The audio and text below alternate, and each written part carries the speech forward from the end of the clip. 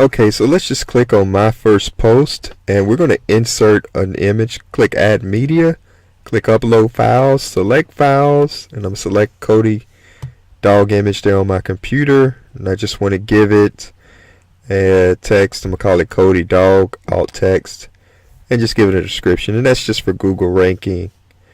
Inserting a post, and you can see we have it here. Now if you click text, notice it gives you all this crazy funny stuff, but that's the actual text of this visual post here. We can edit visually. For instance, let's say I want to make this bold. I would just click bold and align it center. If you click text, notice how it updates in text with that script. So you can edit visually without using the text. Now we want to add a special category. Let's uncheck uncategorize and call a new category dog news. I'm gonna just click add category. So we're creating a dog news category. Instead of just uncategorized, call it dog news.